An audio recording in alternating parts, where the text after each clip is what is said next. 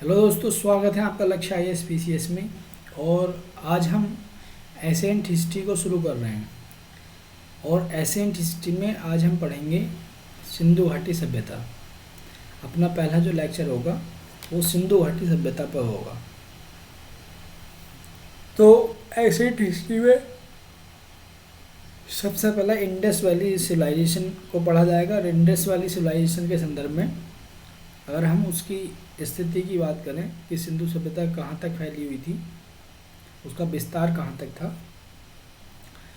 तो अगर नॉर्थ में देखें तो जम्मू कश्मीर में मांडा एक स्थान है, वहाँ तक ठीक है नहीं, उत्तरी सीमा थी सिंधु सभ्यता की। और पूर्वी सीमा आलमगीरपुर मेरठ, ठीक है, ये स्थान जो आलमगीरपुर है वो मेरठ में है। तो पूर्वी सीमा सिंधु सभ्यता की मेरठ तक थी। उसके बाद जो पश्चिमी सीमा थी वो सुत कागेडोर, ठीक है नहीं, सुत कागेडोर बलूचिस्तान तक थी, या बलूचिस्तान तक मानो आप, ठीक है, ये स्थान है वहाँ पर बलूचिस्तान में, जिसमें पाकिस्तान का हिस्सा है, ठीक है। यहाँ तक पश्चिमी सीमा थी। और इसका जो वेस्टर्न मतलब साउथर्न पार्ट था, दक्षिणी भाग, वो दैमाबाद यानी महाराष्ट्र तक। तो सिंधु सभ्यता जो है वो उसका जो विस्तार है, पूर्व में लगभग उत्तर प्रदेश तक, मेरठ तक, उत्तर में जम्मू कश्मीर तक, पश्चिम में बलूचिस्तान तक जो पाकिस्तान का पार्ट है इस समय, और दक्षिण में दैमाबाद तक, ठीक है नहीं। तो यहाँ तक सिंधु सभ्यता जो सिविलाइजेशन है वो डेवलप थी, ठीक है। और मांडा जम्मू कश्मीर का मतलब एरिया है ना सर? हाँ, वहाँ पे स्थान है मांडा, ठीक है नहीं। तो सिंधु सभ्यता का विस्तार इतना था। उसके बाद सिंधु सभ्यता की अगर हम बात करें तो प्राचीन सभ्यता थी, बिल्कुल ठीक बात है। और सिंधु घाटी सभ्यता कांस्य युगीन सभ्यता, इसे कांस्य युगीन सभ्यता भी से कहा जाता है, ठीक है नहीं, क्योंकि तांबे का जो है मतलब ताम्रपाषाण काल में इसका उद्भव हुआ था उस समय, तो इसलिए इसे कांस्य युगीन सभ्यता कहा जाता है, क्योंकि तांबे का निर्माण हो चुका था, ठीक है नहीं, और कांसे का भी प्रयोग किया जाता था, तो इसलिए कांस्य युगीन सभ्यता इसे कहा जाता है। उद्भव ताम्रपाषाण काल में हुआ था, ठीक है। उसके बाद देखेंगे कि स्वरूप कैसा था सिंधु सभ्यता का। तो स्वरूप की अगर हम बात करें तो इसका जो स्वरूप था वो त्रिभुजाकार था। किस प्रकार? त्रिभुजाकार, ठीक है। और खोज की अगर बात की जाए तो सिंधु सभ्यता की जो खोज थी वो 1921 में, जब भारत आपके पास अंग्रेजों का गुलाम था, तो 1921 में जो हड़प्पा स्थल है इसका, उसकी खोज की गई दयाराम साहनी द्वारा। और 1922 में जो मोहनजोदड़ो आपके पास स्थल था सिंधु सभ्यता का, उसकी खोज की गई राखालदास बनर्जी द्वारा, राखालदास बनर्जी। और ये जो खुदाई का या खोज का जो कार्यक्रम हो रहा था, ये कार्यक्रम हो रहा था उस समय भारतीय जो सरकार थी, ब्रिटिश सरकार जो थी, उसमें पुरातत्व विभाग के जो अध्यक्ष थे जॉन मार्शल, इनके अध्यक्षता में जो है ये सारा खुदाई कार्य हो रहा था। और इनकी अध्यक्षता में ही सिंधु सभ्यता की खोज की गई। 1921 में दयाराम साहनी ने सिंधु का जो मेन वो था शहर हड़प्पा, उसे खोज निकाला, और दूसरा शहर जो था मोहनजोदड़ो, उसे खोज निकाला राखालदास बनर्जी द्वारा, ठीक है नहीं। अब बात आती है कि ये जितनी भी पुरातात्विक चीज़ें होती हैं, इनकी जांच किसके माध्यम से होती है, या इनके समय का निर्धारण किसके माध्यम से होता है कि कितनी पुरानी है। तो एक विधि होती है रेडियो कार्बन विधि, जिसे 14C14 भी बोला जाता है। ये एक विश्लेषण विधि है जिसके द्वारा किसी भी सभ्यता की या किसी भी प्राचीन इमारत के काल का निर्धारण किया जाता है, ठीक है नहीं। तो रेडियो कार्बन विधि द्वारा जब इस सभ्यता को देखा गया कि सभ्यता कितनी पुरानी है, तो ये देखा गया कि सभ्यता 2500 ईस्वी पूर्व से 1725 ईस्वी पूर्व तक इसकी जो कालावधि है, ठीक है नहीं, यानी कि इस 2500 ईसा पूर्व के टाइम पर डेवलप हुई होगी और 1750 ईसा पूर्व तक ये रही होगी। तो इसका जो काल का निर्धारण है वो आपके पास रेडियो कार्बन विधि द्वारा किया गया, ये भी आपको याद रखना है। कभी कभी क्वेश्चन आता है कि प्राचीन इमारत है या सिंधु सभ्यता का निर्धारण, काल का निर्धारण किस विधि द्वारा किया गया, तो ये भी आपको याद रखना है, ठीक है। उसके बाद अगर मैं देखूं कि सिंधु सभ्यता में जो प्रजातियां निवास करती थी, ठीक है ना, इस सभ्यता में 4 प्रजाति निवास करती थी या 4 प्रजातियों का निवास था। जैसे भूमध्य सागरीय प्रजाति थी, एक प्रोटो ऑस्ट्रेलाइड प्रजाति थी, एक अल्पाइन और एक मंगलोइड। ये प्रजातियों के नाम थे, ठीक है नहीं। तो इस सभ्यता में कहीं ना कहीं ये प्रजातियां जो है निवास करती थी, ठीक है, 4 प्रजातियां। भूमध्य सागर के आसपास के लोग भूमध्य सागरीय प्रजाति कहलाते हैं। प्रोटो ऑस्ट्रेलाइड, ये भी आपके पास एक प्रजाति है जो भारत में भी आकर बसी है। अल्पाइन एरिया का जो आपके पास लोग रहने वाले हैं वो अल्पाइन प्रजाति के, और मंगलोइड जो लोग हैं वो मंगलोइड प्रजाति के। ये प्रजातियों का नाम है, ठीक है नहीं। इन्हें जब हम भारत के बारे में पढ़ेंगे तो भारत में भी हम देखेंगे कहाँ कहाँ इन प्रजातियों ने आकर रहना शुरू किया, ठीक है नहीं। और सिंधु सभ्यता की एक मुख्य विशेषता ये भी है कि यहाँ पर जो कंकाल मिले हैं, सबसे ज़्यादा कंकाल जो मिले हैं वो मोहनजोदड़ो से मिले हैं। तो ये इस बात के भी साक्ष्य है कि मोहनजोदड़ो जो है वो जनसंख्या की दृष्टि से काफ़ी समृद्ध क्षेत्र रहा होगा, ठीक है नहीं। और सिंधु सभ्यता में जो सबसे ज़्यादा निवास करने वाले लोग थे वो भूमध्य सागरीय प्रजाति के थे, ठीक है नहीं, इनका सबसे ज़्यादा निवास था।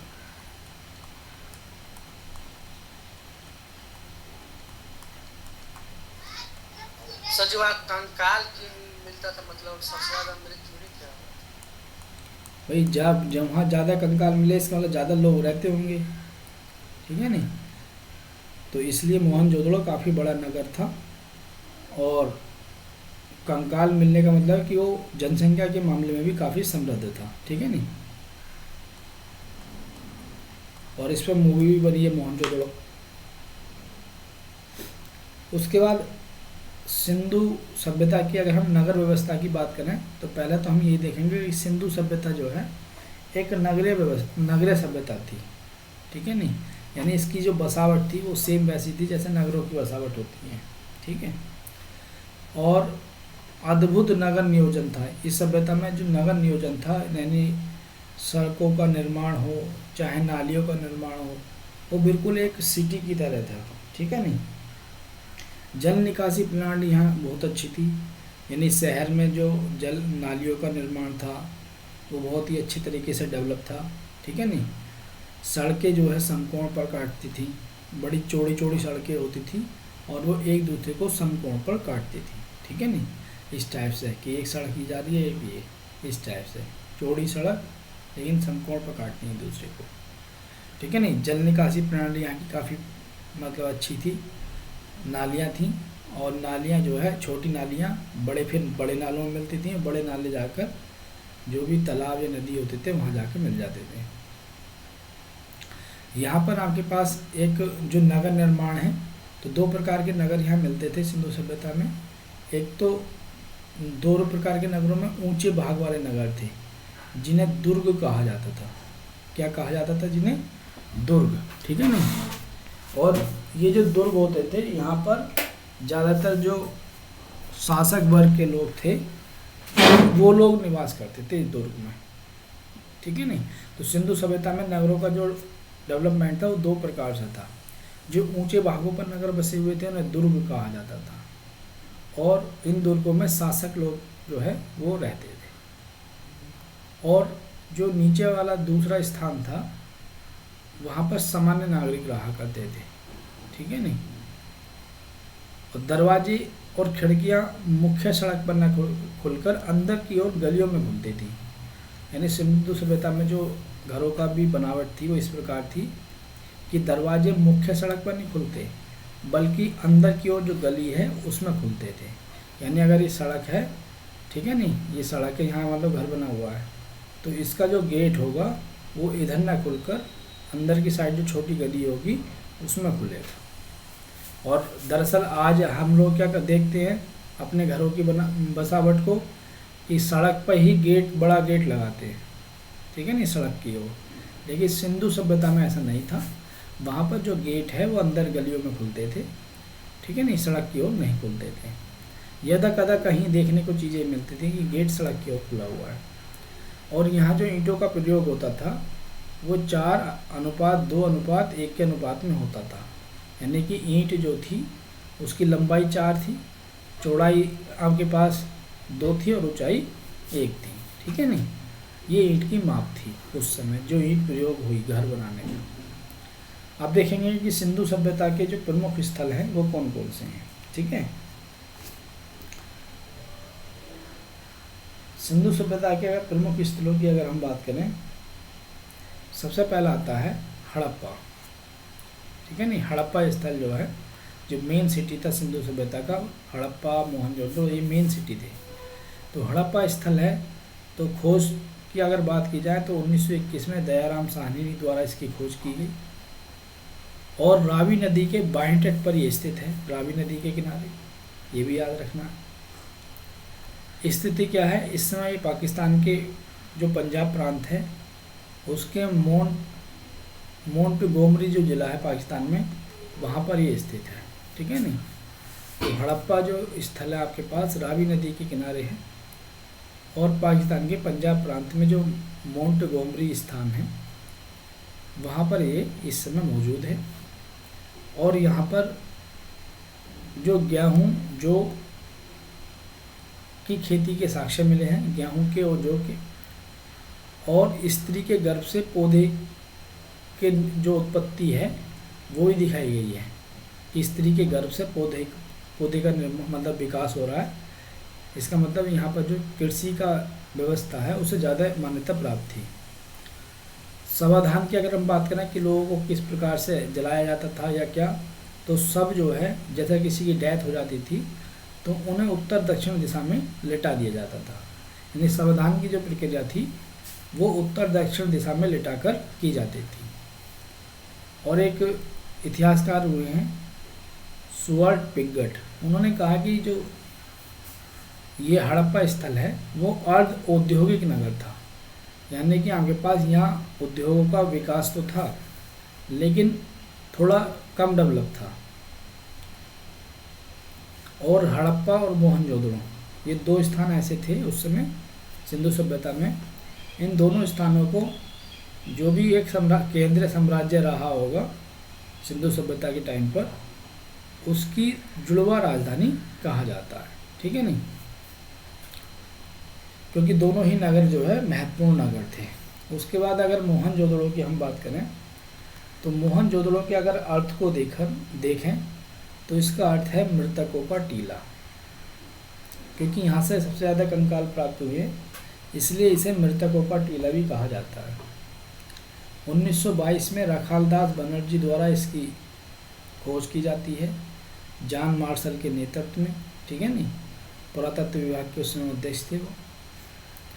और यहाँ पर जो इसकी विशेषता है बड़ा स्नानागार, मोहनजोदड़ो में एक बहुत बड़ा स्नान करने का स्थान है, ठीक है नहीं, तालाब टाइप, जहाँ ऐसा महसूस होता है कि लोग अपने जो ये महत्वपूर्ण सार्वजनिक स्थल था स्नानागार, और ऐसा लगता है कि लोग जो किसी फंक्शन पर या किसी त्यौहार वगैरह पर वहाँ सामूहिक स्नान किया जाता था।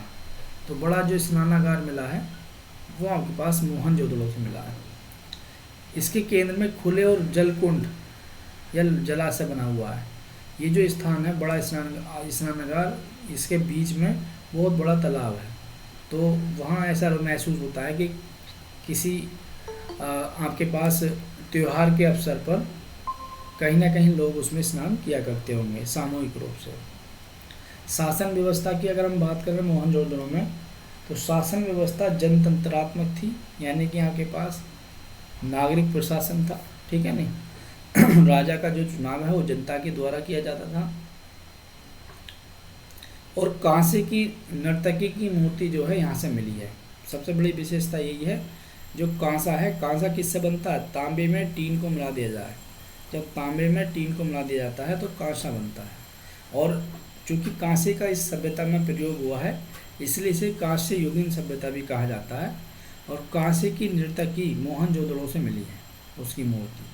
तो ये भी कभी कभी क्वेश्चन आ जाता है कि कांसे की नर्तकी की मूर्ति हड़प्पा के किस स्थल से प्राप्त हुई है? तो मोहनजोदड़ो से, ठीक है नहीं। कांसा किस किस से मिलकर बना होता है? तांबे से और टीन से। मातृ देवी की जब पूजा के यहाँ अवशेष मिले हैं, ठीक है नहीं, मुद्रा पर अंकित पशुपति नाथ की मूर्ति मिली है। यानी कि जो हड़प्पा सभ्यता थी वो एक प्रकार से वहाँ जो मूर्ति वगैरह प्राप्त हुई हैं, तो उनसे ये देखने में आता है कि वहाँ मतलब मातृ देवी को जो है विशेष स्थान मिला हुआ था। और इसलिए वो जो सभ्यता है वो मातृ सत्तात्मक दिखाई दे रही होती है। सभ्यता कैसी है? मातृ सत्तात्मक, यानी माता को वहाँ विशेष स्थान मिला हुआ है, इसलिए मातृ देवी की मूर्तियाँ भी मिली हैं। और मुद्रा पर जो अंकित पशुपति नाथ, उस समय मतलब देवता थे हड़प्पा सभ्यता वासियों के, उनकी मूर्ति भी मुद्रा पर मिली है, ठीक है नहीं। हड़प्पा वासी में जो कुबड़ वाला बैल था, कुबड़ वाला जो बैल था वो काफ़ी आपके पास लोकप्रिय था, काफ़ी एक प्रकार से पूजनीय था, ठीक है नहीं। और कुबड़ वाले बैल की जो है आकृति से युक्त मोहरे भी मिले हैं और पशुपति शिव की मूर्ति मिली है, ठीक है नहीं। हड़प्पा सभ्यता इसमें मोहनजोदड़ो में देखो पशुपति शिव जो आज वर्तमान में शिव शंकर है ना, उन्हीं को उस समय पशुपति शिव, मतलब जो हड़प्पा सभ्यता में पशुपति शिव थे, आज के जो शंकर भगवान हैं कहीं ना कहीं ये उन्हीं के डेवलप रूप हैं। और आज जो हम, क्योंकि नंदी को शंकर भगवान का कहीं ना कहीं वाहन माना जाता है, इसलिए उस समय कुबड़ वाला जो सांड होता था उसकी बड़ी अहमियत थी, बड़ा ही उसे पूजनीय माना जाता था। और पशुपतिनाथ, हाँ बैल और सांड कोई अंतर कोई ना होता है, सेम ही तो होते हैं, बस एक ही चीज तो है यार, ठीक है नहीं। तो सिंपी के यहाँ तो देखो मज़े से बारिश हो रही है, आज मौज आ रही है। मेरे यहाँ तो 3 बजे से एकदम भारी, यहाँ मेरे यहाँ 3 बजे से पूरा बारिश एकदम जोर जोर से हो रहा है। अरे बेटे तुम्हारी तुम्हारे और भी मौज आ रही है, यहाँ तो खूब धूप खिली हुई है। मेरे यहाँ 4 बजे से मौज है। को थोड़ा सा रफली समझाइए, बहुत लंबा है, कितने दिन तक समझाएंगे ऐसे? रफली समझाऊं? समझो ना, समझे में क्या दिक्कत है? रफली का एकदम कुरान दीजिए, ना समझने तो दो।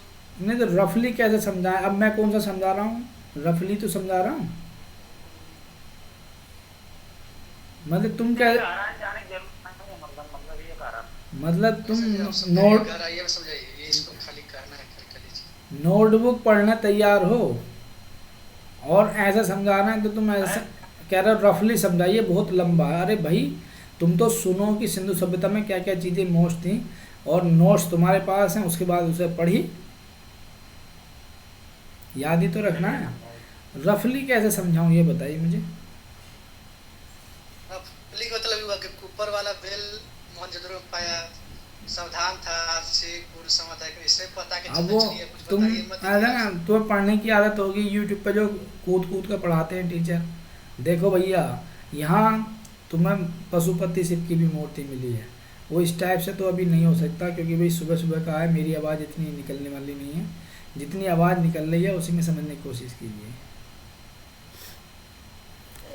अरे आपको मोहनजोदड़ो के बारे में इतनी जानकारी मिल गई, नोट्स आपके पास है, उसे रिवीजन करो। रिवीजन मत करना, रिवीजन करने को कह दो तो तुम्हारे प्राण निकल जाते हैं, ठीक है नहीं। अबे घर पे खुद पढ़ोगे तब जाकर चीज़ें बनेंगी। सो की एक बात है, खुद पढ़ोगे तो बनेंगी, नहीं पढ़ोगे तो जैसे मैं पढ़ा रहा हूँ बस कानों में सुनाई देगी या छुट्टी।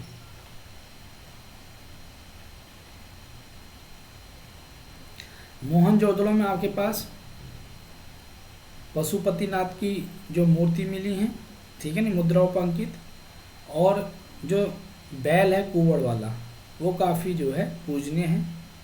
सूती कपड़े का यूज़ हुआ है हड़प्पा सभ्यता में। घोड़े के दांत के भी अवशेष मिले हैं, ठीक है नहीं। और ईंट के भट्टे, यानी कि जो ईंट उद्योग था वो काफ़ी डेवलप था वहाँ पर उस समय। मोहनजोदड़ो से नर कंकाल ज़्यादा मात्रा में मिले हैं। और हाथी का कपाल खंड भी मिला है। तो कहीं ना कहीं ये शो करते हैं कि मोहनजोदड़ो में घोड़े के दांत के अवशेष मिले, तो कहीं ना कहीं घोड़ा या हाथी, ठीक है नहीं, ये पशु भी उस समय विद्यमान मतलब थे। लेकिन पर्याप्त रूप से घोड़े के बारे में कहना अभी मोहनजोदड़ो के आधार पर ठीक नहीं है। बात को एक दो स्थलों से और घोड़े के अवशेष मिले हैं, तो हम कह सकते हैं कि मोहनजोदड़ो में घोड़ा वगैरह का भी जो है पशु पाले जाते थे, घोड़ा वगैरह। समझाया समाधान, नहीं सर जी कि शिव जी उन्हीं का देह में क्या क्या बता रहे थे, फिर बुला छोड़ दी। अरे अभी समझाया नहीं पर तुम्हें मतलब ये समझाया नहीं कि जो आज में भगवान शिव है वो कहीं ना कहीं पशुपति शिव की ही डेवलप है, मतलब उनका ही डेवलप रूप है, ठीक है नहीं। तो अब इसमें और क्या समझाऊं मैं, तुम सोच रहे हो मैं मस्ती में उनकी सारी जन्म कुंडली निकाल के दूं तुम्हें। अरे उस समय आप ये याद रखिए ना कि उस समय जो पशुपति शिव की जो मूर्ति मिली है, जो मुद्राओं पर अंकित होती थी, जो देवता थे, वो कहीं ना कहीं आज के जो शिव हैं उन्हीं का जो है पहला रूप है, ठीक है नहीं। समाधान की अगर हम बात करें, यानी शरीर को कैसे जलाया जाता था, तो दो प्रकार से की व्यवस्था थी। एक तो आंशिक समाधान था कि आधा शरीर को जलाया, आधा छोड़ दिया पशु पक्षी को, मतलब पक्षियों के लिए खाने के लिए। एक पूर्ण समाधिकरण था, यानी पूर्ण रूप से जो है समाधि ले ली, ठीक है नहीं, शरीर को पूर्ण रूप से दबा दिया गया, ठीक है। तो आंशिक तो गरीब का होगा, अपूर्ण समाधिकरण जो राजा महाराजा उसका होगा। अब ये कोई नहीं साक्ष्य है कि आंशिक गरीब का है, या वो प्रथा है। जैसे हमारे पारसी धर्म में प्रथा है कि व्यक्ति के जो हड्डी वगैरह हैं उसे ऊपर टांग दिया जाता है कुछ दिनों बाद, मतलब पूर्ण समाधिकरण नहीं है कि व्यक्ति के कुछ अवशेष जो है ऊपर मतलब डाल दी जाते इसमें ना हैं। इसमें जो शासक वर्ग को बनाया जाता था वो इन्हीं लोगों में से बनाया जाता है, गरीब में से ही शासक बनाया जाता था। ये नहीं था कि उसके पास बहुत प्रॉपर्टी धन दौलत था। क्योंकि जो उस समय ये गरीब बराबर ही थे, लेकिन ये था सत्ता, कि मतलब गरीब को ही शासक बना दिया जाता था। सत्ता जो है, अरे अभी हम पढ़ेंगे ना सारी सामाजिक स्थिति को, राजनीतिक स्थिति को पढ़ेंगे ना, अभी आगा आएगा। तुम तो पहले ही जो है एकदम से ये सोचने लगते हो कि क्वेश्चन उठेंगे, लेकिन एक बार पढ़ लो, पढ़ने के बाद उसे रिवाइज करो, उसके बाद क्वेश्चन उठने चाहिए ना। अभी बहुत सारे क्वेश्चन उठेंगे मन में कि कैसा था। पूर्ण समाधि, ये प्रथाएं थी दोनों, आंशिक समाधिकरण और पूर्ण समाधिकरण। यह ऐसा नहीं है कि ये राजा का पूर्ण समाधिकरण होगा और गरीब को ऐसी आधा जला कर छोड़ दिया गया होगा। वो समाज में जो व्यवस्था थी वो उसी के हिसाब से चल रहा है, ठीक है नहीं। अपना जो थोड़ा सा एक्स्ट्रा दिमाग मत लगाओ तुम।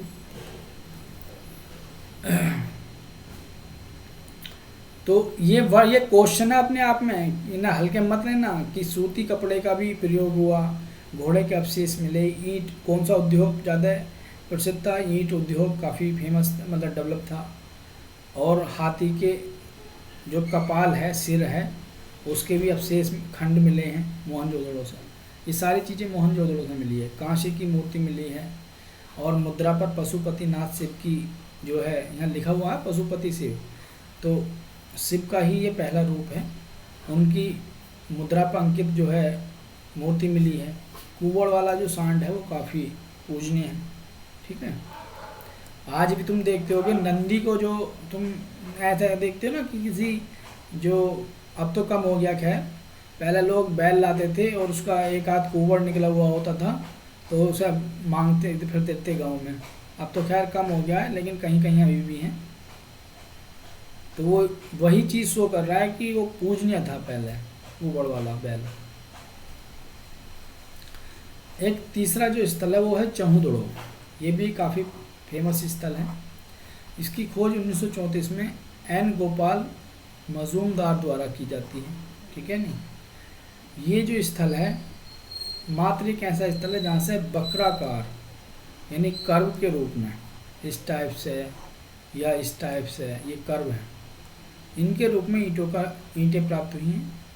और यहाँ पर झुकर जाकर शैली, ठीक है नहीं, ये संस्कृति का अवशेष मिले। इस संस्कृति का नाम है झुकर और झाकर।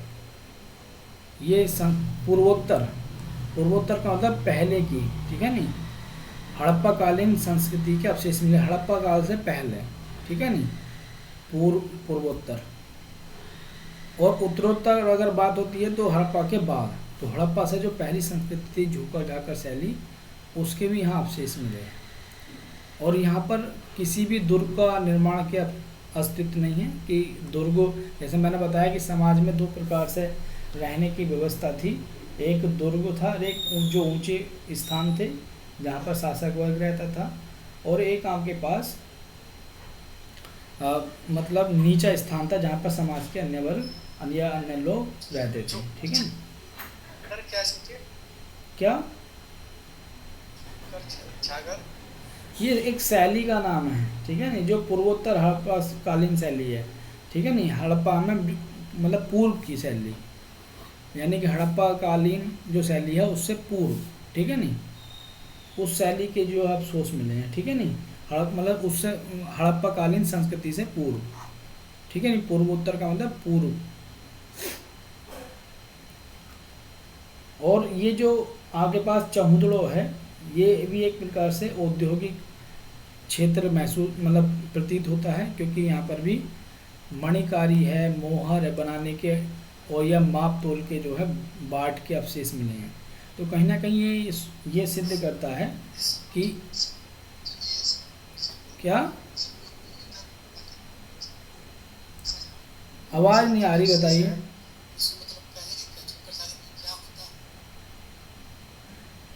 अरे जैसे हड़प्पा कालीन संस्कृति थी वैसे ही आपके पास झुकर जाकर संस्कृति रही होगी उस टाइम पर, उससे पहली संस्कृति, तो उसके कहीं ना कहीं जो है नाम दे दिया गया, अवशेष मिले हैं तो नाम दे दिया गया झुकर जाकर मतलब संस्कृति। जैसे हड़प्पा कालीन संस्कृति थी वैसे ही आपके पास रही होगी, ठीक है नहीं, वो बता देंगे आपको, अभी आएगा आगे कहीं ना कहीं आ जाएगा ये, ठीक है नहीं। आप ये मान के चलिए जैसे हड़प्पा कालीन संस्कृति थी वैसे ही झुकर जाकर जो संस्कृति थी, लेकिन हम जो इतिहास पढ़ते हैं वो हड़प्पा कालीन संस्कृति से पढ़ते हैं, ठीक है नहीं।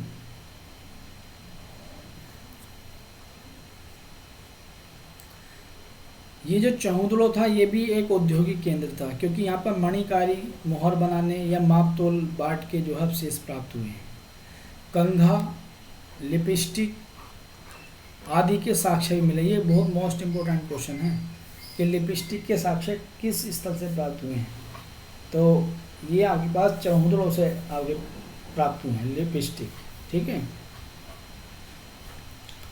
और चहुंदड़ो ये सिंधु नदी के किनारे है, ठीक है, ये भी आपको याद रखना है, कहाँ है, सिंधु नदी के किनारे।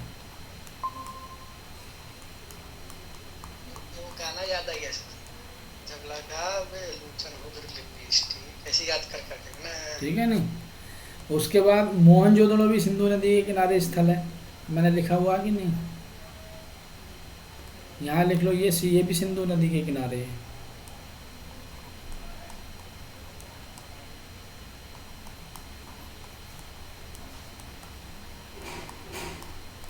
और हड़प्पा आपका रावी नदी के किनारे है, ठीक है नहीं। तो चौधरों की अगर बात करें तो ये एक औद्योगिक केंद्र था और यहाँ से बकराकार ईंट के साक्ष्य मिले हैं। और झुकर झाकर शैली जो हड़प्पा कालीन पूर्वोत्तर हड़प्पा कालीन संस्कृति थी उसके भी अवशेष मिले हैं, ठीक है नहीं। उसके बाद कंघा, लिपस्टिक, इन सब के साक्ष्य मिले हैं। हाथी का पीछा करते हुए कुत्ते के पद चिन्ह भी प्राप्त हुए हैं कि वो हाथी का पीछा कर रहा है, उसके पैरों के निशान भी मिले कुत्ते के, ठीक है नहीं। तो ये कुछ चौधड़ों के बारे में जानकारी है। उसके बाद आता है चौथा जो स्थल आता है लोथल। ये काफ़ी प्रसिद्ध स्थल था लोथल व्यापारिक दृष्टि से, क्योंकि यहाँ पर बंदरगाह के साक्ष्य मिले हैं। लोथल कहाँ पर है, ये गुजरात में है। इसे लघु हड़प्पा भी कहा जाता है। लघु हड़प्पा का मतलब छोटा हड़प्पा। गुजरात के अहमदाबाद ज़िले में है ये और भोगवा नदी के तट पर ये स्थित है, ठीक है नहीं। यहाँ जो दुर्ग हैं वो मतलब चतुर्भुज आकार के दुर्ग हैं, विषम चतुर्भुज आकार के, ठीक है।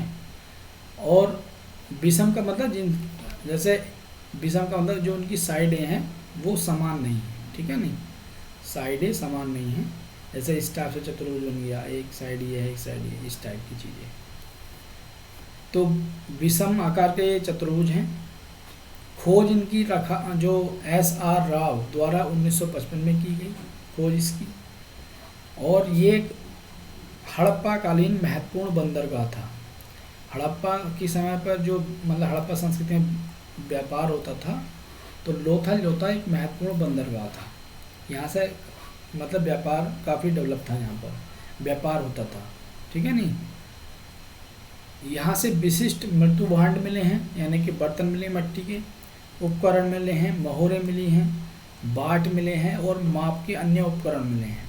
तो जिससे ये शो होता है कि लोथल उस समय बड़ा ही डेवलप बंदरगाह था व्यापार के लिए, यानी व्यापार जो होता था भारत से वो इस बंदरगाह के माध्यम से ही होता होगा, ठीक है। यहाँ से आपके पास स्त्री पुरुष के समाधान भी मिले हैं एक साथ, ठीक है नहीं, एक साथ स्त्री पुरुष का जो समाधान है सब आपके पास एक प्रकार से उनके अवशेष भी प्राप्त हुए हैं। तो कहीं ना कहीं ये शो करता है कि उस समय सती प्रथा के प्रमाण को शो करता है, क्योंकि सती प्रथा में पुरुष की मृत्यु के साथ ही उसकी पत्नी जो है वो मतलब खुद अपने जीवन को त्याग देती हैं। तो इसलिए कहीं ना कहीं सती प्रथा के जो प्रमाण हैं वो भी मिलते हैं स्त्री पुरुष के समाधान एक साथ मिलने से। दिशा मापक यंत्र, पंचतंत्र की कहानी, ये सारी चीज़ें, दिशा मापक यंत्र भी प्राप्त हुआ है लोथल से। और सदी का होगा सर जी, क्या कौन सा सदी का मतलब ये मोहनजोदड़ो ईसम है? मोहनजोदड़ो ये बताया नहीं आपसे, सिंधु सभ्यता 2500 ईसा पूर्व से, यानी जब ईसा शुरू हुई है उससे 2500 से 1750 तक ही रही है, ठीक है नहीं, 2500 ईसा पूर्व से 1750 तक रही है। यानी जब ये जो ईस्वी शुरू हुई है हमारी, जो आज हम 2023 में चल रहे हैं ईस्वी, उस ईस्वी से भी 2500 साल पहले है। आ रही बात सुनिए। Yes sir. तो लोथल से दिशा मापक यंत्र मिले हैं और पंचतंत्र की कहानी भी प्राप्त हुई है, ठीक है। ये विष्णुगुप्त द्वारा लिखी हुई, विष्णुगुप्त हाँ शायद उनके द्वारा लिखी हुई है पंचतंत्र की कहानी। धान के अवशेष मिले हैं, ये महत्वपूर्ण चीज़ है। ये एक जो मैंने बताया ना दिशा मापक यंत्र, धान के अवशेष, ये अपने आप में क्वेश्चन है। सर हाँ जैसे आप बोले हैं कि जो तो मतलब जैसे हम लोग 2000 के मतलब जो 2000 वाले ईस्वी में चल रहे हैं, 1600 ईस्वी में तो अंग्रेज आ गए थे, तो 1750 तक ये कहाँ थे? हमको ये बता दीजिए ईस्वी और इसमें क्या मतलब सामने में बताइए ना, कुछ ये हमको डिफरेंट नहीं समझ में आता।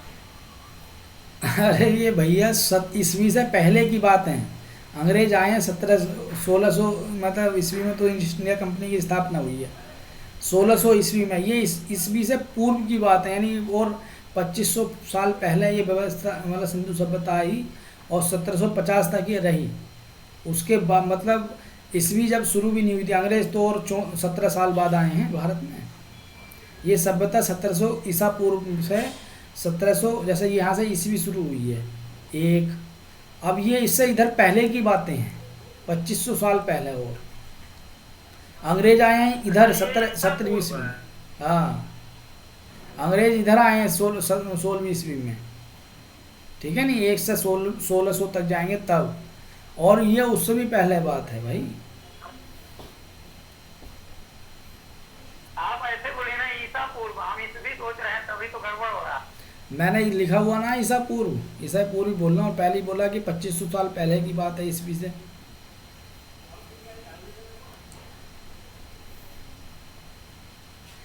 अब यहाँ पर जो लोथल जो बंदर मतलब स्थान है, ये काफ़ी डेवलप था व्यापार को लेकर।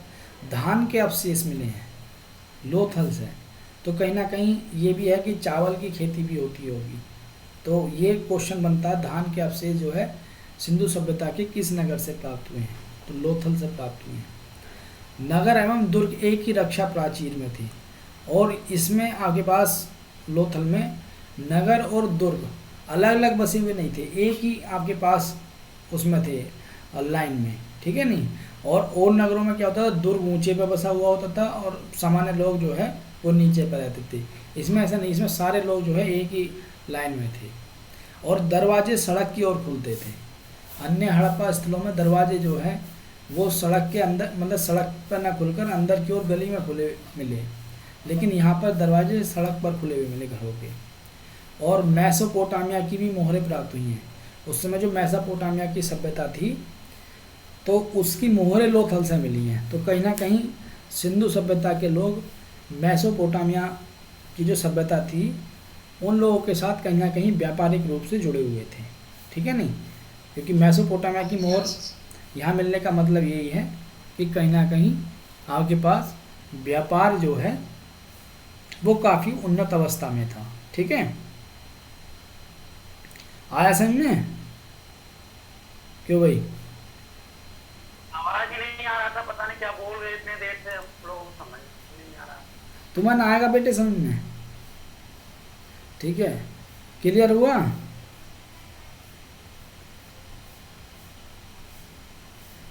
अरे और लोगों को आ रहा है समझ में? नहीं,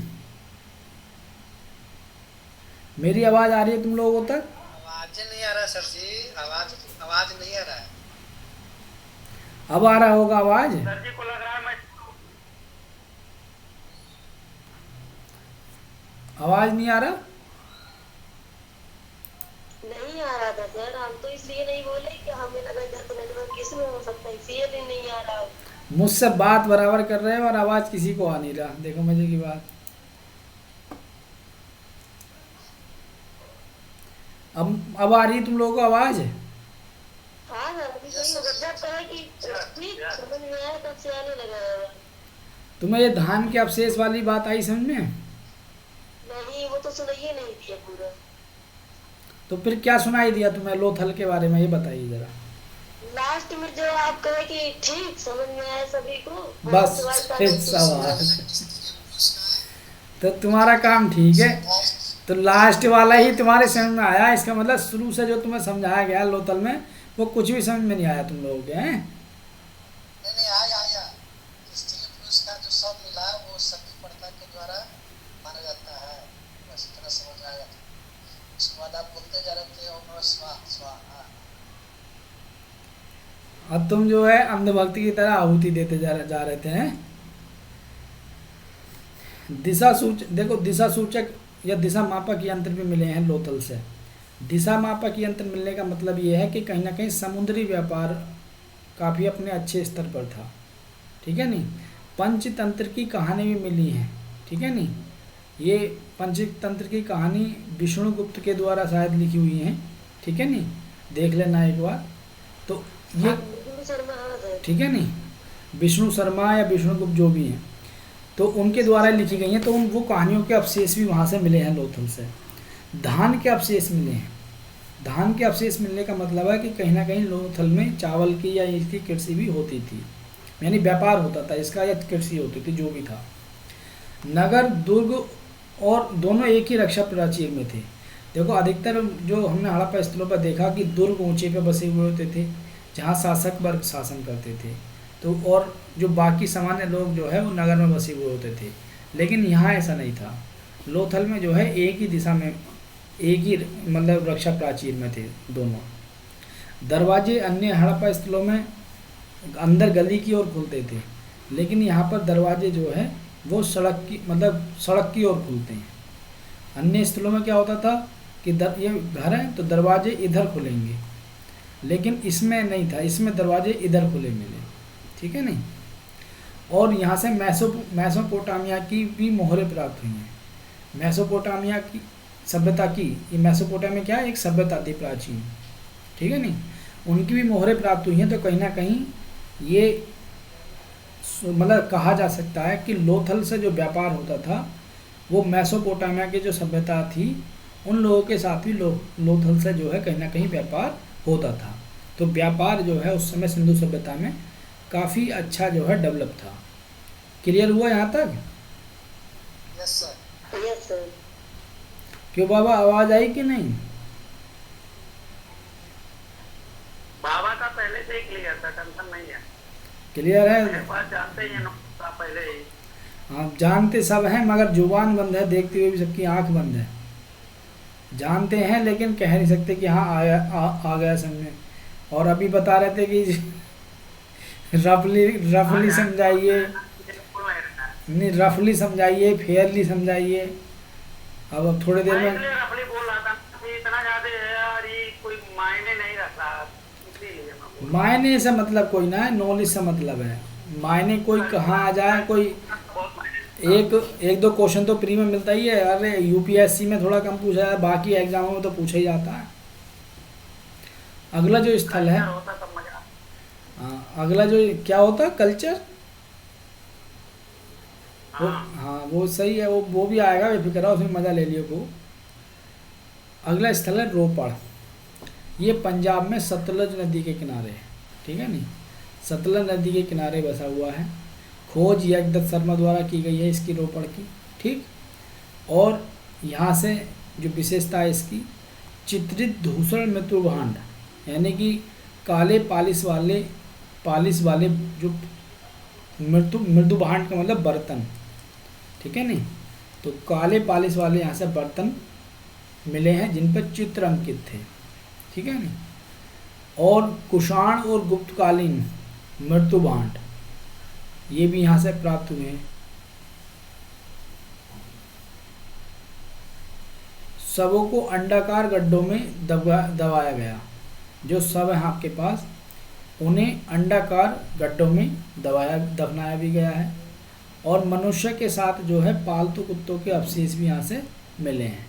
मनुष्य के साथ, ये क्वेश्चन है, मनुष्य के साथ पालतू कुत्ते के अवशेष किस स्थान से प्राप्त हुए हैं?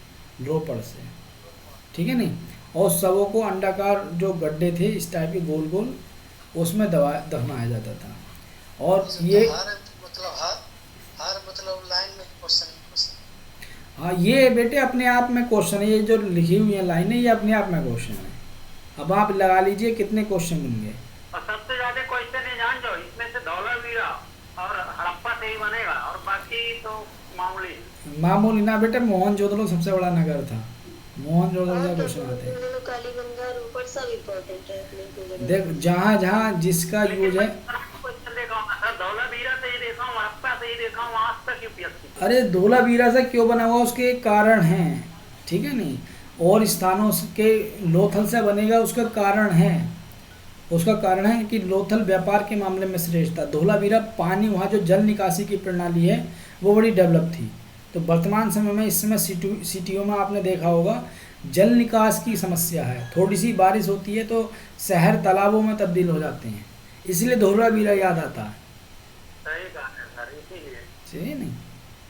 तो सिंधु, अब जो इस समय वर्तमान में सिटी जो निर्माण हुआ है वो सिंधु सभ्यता के मुकाबले नहीं है। सिंधु सभ्यता को मतलब सोच देख कर ही हमने चीज़ों को यहाँ डेवलप किया है सिटियों में। तो उस समय फिर भी बहुत अच्छी थी जल निकास प्रणाली, बजाय आपकी सिटियों के। तो ये रोपड़ की विशेषताएं इन्हें याद करना आप, ठीक है नहीं, कि यहाँ पर कुत्ते के साथ मनुष्य के अवशेष कहाँ से मिले हैं? रोपड़ से। मोस्ट इंपोर्टेंट क्वेश्चन है ये।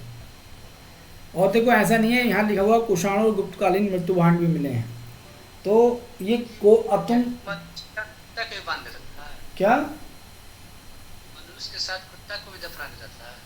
हाँ मतलब यहाँ से मिले हैं कुत्ते के अवशेष, मनुष्य के साथ पालतू कुत्ते के अवशेष भी, मनुष्य के साथ, ऐसा नहीं कि मनुष्य के साथ दफना गया कुत्ते को, तो मतलब मनुष्य के साथ पालतू कुत्ते के अवशेष भी मिले, यानी कि मनुष्य के तो अवशेष मिले हैं, कुत्ते के भी अवशेष मिले हैं।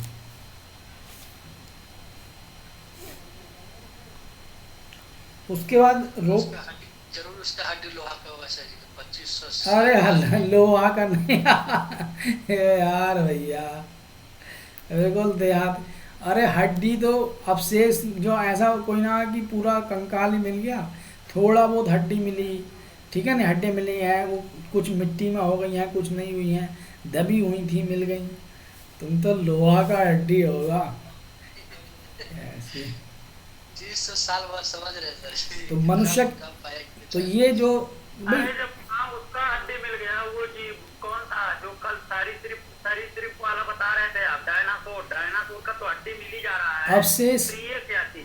अवशेष तो मिले ही हुए हैं ना, हड्डी वगैरह तो मिल ही जाती हैं। तो ये देखो 4 स्थल हमने पढ़ लिए। अगला स्थल है कालीबंगा। कालीबंगा जो है ये रोपड़ जो है पंजाब में है, ये भी ध्यान कर लेना, कभी कभी आ जाता है सतलज नदी के किनारे। और यज्ञदत्त शर्मा द्वारा खोज। कालीबंगा स्थल है ये राजस्थान में, आपका राजस्थान का गंगानगर जिला जो है उसमें गंगा नदी के किनारे ये स्थित था। देखो जितने भी स्थल हैं सब नदियों के किनारे हैं, ये भी ध्यान ज़्यादातर। तो उस समय लोग जो है नदियों के किनारे मतलब बसना पसंद करते थे। क्यों? क्योंकि यातायात का साधन या व्यापार का साधन नदियों के माध्यम से होता था। वैसे सड़कें वगैरह तो थी नहीं कुछ भी, या उस समय इतनी डेवलप होंगी, तो नदियों को ही परिवहन का साधन बनाया जाता था। समझ रहे हो? इसलिए ज़्यादातर सभ्यता नदियों के किनारे बसी हुई है, क्योंकि खेती बाड़ी जो भी करते थे नदियों के पानी का यूज हो जाता था उसमें। कालीबंगा शहर काले रंग की चूड़ियों के लिए प्रसिद्ध था। ठीक है नहीं? तो अब यही क्वेश्चन है कि काले रंग की चूड़ी कहाँ से मिली है? कालीबंगा से।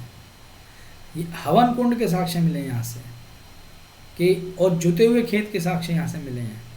अलंकृत ईंटों का प्रयोग हुआ है। ये तीनों क्वेश्चन, चारों क्वेश्चन अपने आप में महत्वपूर्ण हैं कि किस सिंधु सभ्यता स्थल से जुते हुए खेत के साक्ष्य मिले हैं? कालीबंगा से। किस सिंधु सभ्यता स्थल से हवन कुंडों के साक्ष्य मिले? कालीबंगा से। हवन कुंड के साक्ष्य एक आध जगह और से मिले हैं। ठीक है नहीं? अलंकृत ईंटें कहाँ से मिली हैं? यहाँ से, कालीबंगा से। काले रंग की चूड़ी कहाँ से मिली? कालीबंगा से। शवदान, यहाँ पर पूर्ण शवदान भी था, आंशिक भी था और दाह संस्कार भी था। यानी शवों को पूर्ण रूप से दबाया जाता था, आधा दबाया जाता था, आधा खुला छोड़ दिया जाता था कि जो पशु पक्षी हैं वो उनका मतलब खा लें उन्हें, और फिर दाह संस्कार भी था, यानी कि जलाया भी जाता था। तीनों प्रकार का संस्कार था यहाँ पर कालीबंगा में। ठीक है? उसके बाद अगला जो आता है स्थान हड़प्पा सभ्यता का, धोलावीरा, जिनकी भाई साहब बात कर रहे थे बहुत ज़्यादा। तो धोलावीरा की जो खोज की JB जोशी द्वारा। ये धोलावीरा कहाँ पर है? कच्छ में। देखो कच्छ समुद्र के किनारे का एरिया है, गुजरात में। नगर ये समांतर इस बार अत्याया बाहर आ गया, क्या बोलते उसको, ये जो तूफान आया था, विपर्पा आया ने क्या था, समांतर चतुर्भुज की फॉर्म में ये डेवलप था ये क्षेत्र। और भारत में स्थित ये दूसरा सबसे बड़ा स्थल है। पहला सबसे बड़ा स्थल है सिंधु सभ्यता का राखीगढ़ी। ठीक है नहीं? जो हरियाणा में है, राखीगढ़ी स्थल सबसे बड़ा स्थल है। उसके बाद दूसरे नंबर पर धोलावीरा है ये। और ये क्यों फेमस है? अपनी उचित जल प्रबंधन प्रणाली के लिए फेमस है। यहाँ पर जलाशयों का निर्माण के साक्ष्य मिले हैं। खेत का मैदान मिला है, खेल का मैदान, ये भी मोस्ट है, खेल का मैदान। किस सिंधु सभ्यता स्थल से खेल का मैदान मिला है? कालीबंगा से, सॉरी धोलावीरा से। उचित जल प्रणाली किस कहाँ से मिलती है? धोलावीरा से। सड़कें संपूर्ण पर काटती थी, ये तो सभी जगह काटती थी। ठीक है नहीं? और ये एक इम्पोर्टेंट है, 10 बड़े चित्रों वाले निर्मित शिलालेख मिले हैं, पत्थरों के शिलालेख मिले हैं जहाँ पर चित्र निर्मित हैं। तो ये धोलावीरा की अपनी खासियत है, उचित जल प्रबंधन, खेल का मैदान, शिलालेख, चित्रों के शिलालेख मिलना। ठीक है नहीं? और भारत में जितने भी सब सिंधु सभ्यता के स्थल पाए गए हैं उसमें दूसरा सबसे बड़ा है। आया समझ में? यस सर जी। अभी तो याद और इसे में लिखवाया सर कि घास फूस के निर्मित मकान और गुग्गा व कुब्बा कहा गया था। हाँ, वो घास फूस के निर्मित मकान भी मिले हैं, उन्हें जो भी कहा गया होगा। ये मैंने महत्वपूर्ण चीज़ें आपको लिखवा दी, और इसकी PDF वगैरह अगर तुम्हें चाहिए होगी तो PDF भेज दूंगा, उन्हें पढ़ लेना। ठीक है ना? जी सर, चलिए आप भी पढ़िए। उसके सुरकोट था, ये गुजरात में। मैं सोचा हूँ जल्दी से ख़त्म कर लूँ, थोड़ा सा रह गया। सुरकोट था। ठीक है नहीं? 1 मिनट रुको।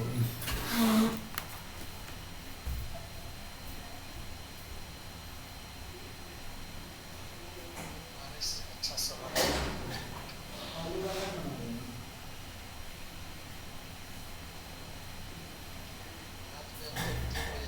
बारिश हो गया खत्म। मेरे पास इसके सारे नोट्स हैं डिक्शनरी वाले ना, तो इसीलिए मैं पहले से ही पढ़ा था और मैं इसके सारे क्वेश्चन लगा चुका हूँ। 6 वो बना देगा, वो 6 ग्राम में 8 रोटी बना देगा। सब तो क्वेश्चन कहाँ क्वेश्चन है? वो NDA का क्वेश्चन आया, UPSC का तो एक भी क्वेश्चन नहीं बनता है यार। UPSC में जो क्वेश्चन बनते हैं वो मैं बताऊंगा जब हम आंसर राइटिंग कराएंगे ना, तो उस समय कैसे बनते हैं यूपीएससी में, यहाँ से क्वेश्चन वो बताएंगे। वो यूपीएससी विशेषताओं पे पूछता है, लेकिन ये जो वन लाइनर क्वेश्चन है ये इन्हीं 4 लाइनों को यूपीएससी रख के पूछ लेगा। यूपीएससी ऐसा नहीं है, यूपीएससी क्या काम करेगा, निम्नलिखित में से कौन सी एक विशेषता सिंधु सभ्यता के बारे में सही है, या निम्नलिखित में से कौन सी बातें सिंधु सभ्यता के बारे में सही हैं। 2 लाइन यहाँ से उठा लेगा, 1 लाइन किसी और से उठा ली, 1 लाइन वैदिक सभ्यता से उठा ली, बताइए। ऐसा यूपीएससी पूछता है जोड़कर, ठीक है नहीं। बताइए अर्नब जी कौन सी लाइन सही है? तो गुजरात में कच्छ जिले में आपके पास ये सुरकोटदा है। पहले पानी गर्म कर देना थोड़ा सा, उसके बाद घोड़े की सुनाइए क्या सर जी? घोड़े की अस्थियां यहाँ से मिली हैं, ये इंपॉर्टेंट क्वेश्चन है। घोड़े की अस्थियां ये प्राप्त हुई हैं सुरकोटदा से, और सिंधु सभ्यता के जो पतन के अवशेष हैं वो मिले हैं, ठीक है नहीं, वो प्राप्त हुए हैं। जेपी जोशी द्वारा इसकी खोज की गई है। कच्छ के एरिया में ये स्थल था, और नगर और दुर्ग यहाँ भी एक प्राचीर में मिलते हैं, ठीक है नहीं। तो ये आपके पास इसकी विशेषता है। उसके बाद प्राचीन है या प्राचीन है सर जी? प्राचीर, प्राचीर का मतलब एक ही लाइन में, ठीक है नहीं। प्राचीन होगा तो मैं प्राचीन ना पढ़ूंगा, ये तुम्हें ज़्यादा दिखाई दे रहा। प्राचीर का मतलब एक ही लाइन में है ना सर? हाँ, बणमाली एक स्थान था हरियाणा में, ये हिसार में, हिसार जिले में, रविंद्र बिष्ट द्वारा खोज की गई है। और यहाँ पर हड़प्पा एवं हड़प्पा से जो पूर्व की 2 संस्कृति हैं उनकी अवस्था मिलती है, यानी कि उनके अवशेष भी मिलते हैं। हड़प्पा और हड़प्पा से पूर्व की जो संस्कृति झुका जाकर शैली जो थी, ठीक है नहीं, मैंने बताई थी।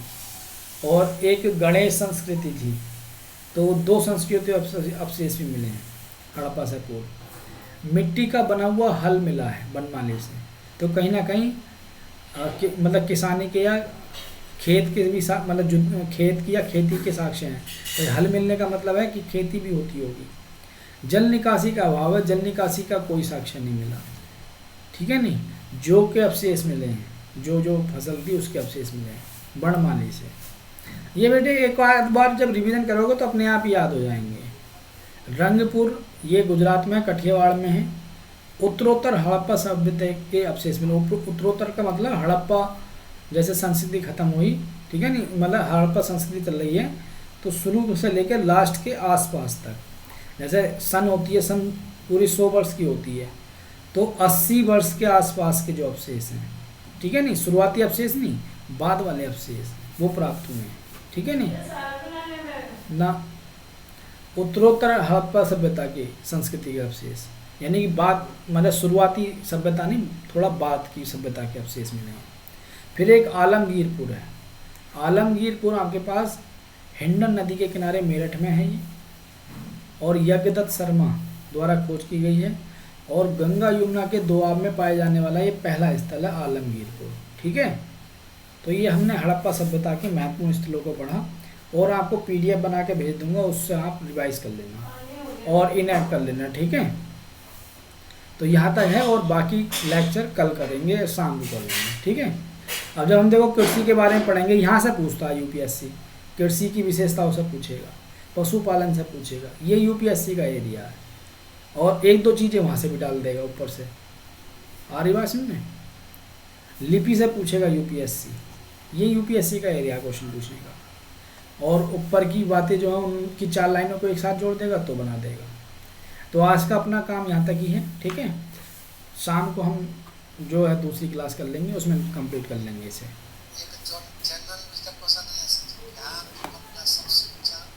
जनरल नहीं, ये मैंने पॉइंटों में लिखवाए तो तुम्हें जनरल दिखाई दे रहे हैं, इसी को पैराग्राफ में लिखवा देता तो कहते कि सर जी बहुत लिखवाया है।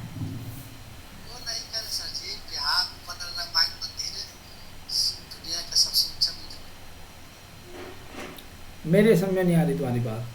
चलो ठीक है ना, फिर मुझे देर हो रही है, अब यहाँ तक शाम को पूछिए जो पूछना है। हाँ बनना है, बिहार में सबसे ऊंचा मंदिर बनना है, ठीक है। ये नोट कर लीजिए, तुम्हारा काम आएगा। हाँ चलो ठीक है फिर, है ना, इतना मैं करता हूँ, बाकी जो है शाम को करते हैं।